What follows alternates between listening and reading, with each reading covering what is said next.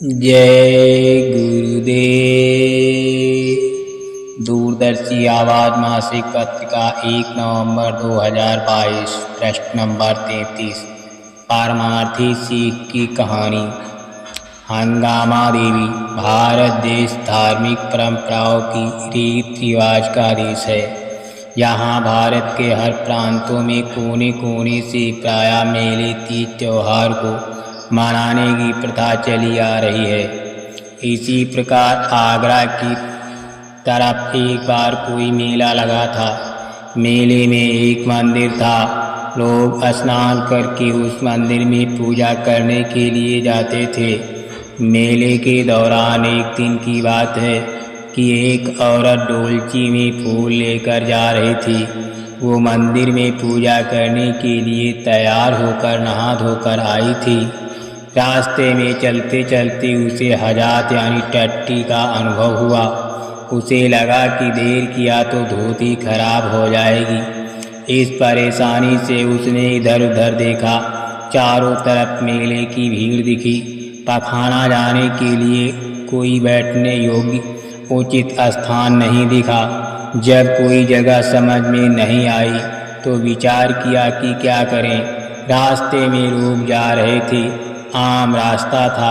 शर्म संकोच भी लग रहा था, परंतु पीठ में दबाव इस कदर जोर मार रहा था कि देर करना मुनासिब नहीं था। वो देवी औरत बिना विलंब किए तुरंत वहीं बीच सड़क पर बैठ गई और धोती बचाकर टट्टी कर दिया। टट्टी करने की बाद जब उठी तो टट्टी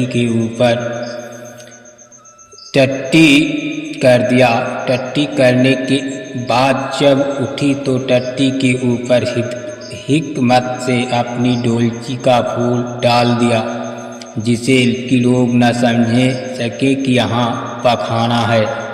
उस रास्ते में जो भी आता वो थोड़ा फूल उस पखाने पर यानी पखाना को भी देवता का स्थान समझकर चढ़ा देता। देवी ने यह दृश्य देखा तो कहा कि यहाँ हंगामा देवी प्रकट हो गई है।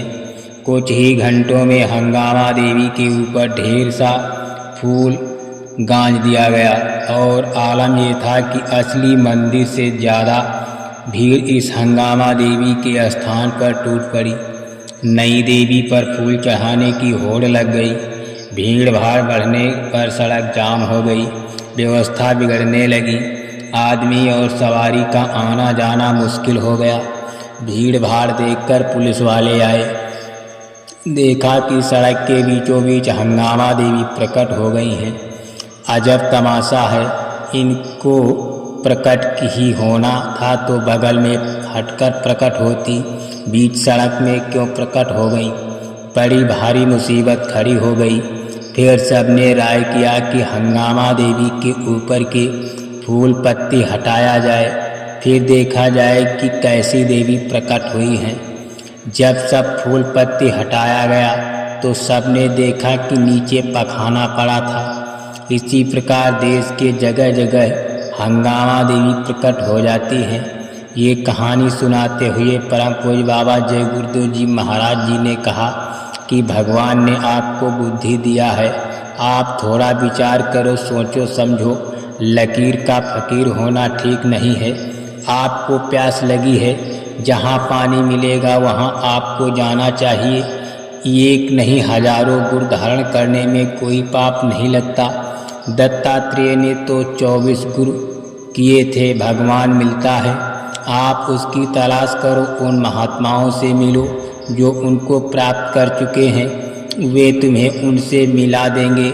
जब कहीं रास्ता ना मिले तो आपकी सेवा के लिए मैं हमेशा तैयार हूँ, लेकिन हंगामा देवी के पीछे अपना जीवन नष्ट मत करो।